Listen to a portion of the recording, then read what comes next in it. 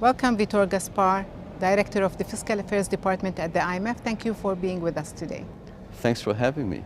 The IMF has just published the April issue of the Fiscal Monitor entitled, "Now is the Time, Fiscal Policies for Sustainable Growth." Two key issues are published in this Fiscal Monitor: energy subsidies and energy taxation reform. Why now? Well, if you think about developments in the last 6 months, you realize that the most marked trend was the sharp fall in oil prices. We regard that as a great opportunity to engage in energy taxation and energy subsidy reform. If you think about energy prices, you see that in many countries, in many oil exporters, energy prices fail to reflect fully international supply costs.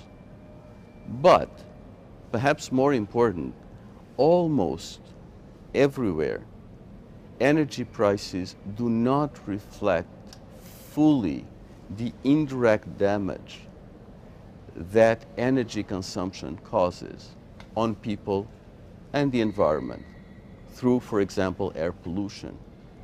Experience shows that environments where oil prices have fallen lead to a situation where social acceptance of the reform process is greater. For example, we look at Peru. In 2010, Peru engaged in energy subsidy reform. The macroeconomic environment was characterized by low inflation and strong economic growth. The reform process was a success. 2015 is a very important year. In December, in Paris, we have the UN Climate Change Conference. In the run-up to Paris, countries will be pledging emission reduction targets. In that context, energy subsidy and energy taxation reform can only help. Besides the positive impact on environment, what other benefits are there for energy subsidies and energy taxation reform? It's about sustainable growth. It's about sustainable growth.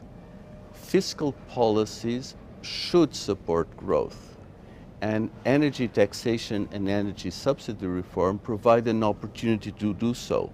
For example, in developing and low-income developing countries, one could use the additional room for fiscal policy to finance growth-friendly expenditures, be it investment in infrastructure, investment in health and education, or programs to support the poor.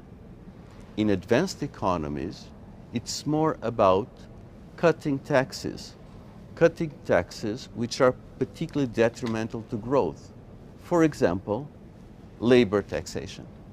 So how can the IMF help those countries that want to implement reforms?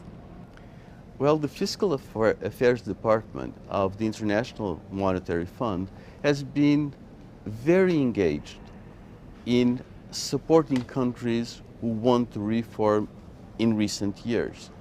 The Fiscal Monitor documents that experience, and on the basis of our knowledge, it identifies key elements for the success of the energy subsidy reform process.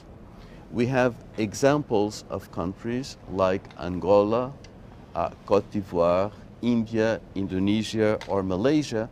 As a matter of fact, we document that more than 20 countries around the world have already started engaging in the process of energy subsidy reform.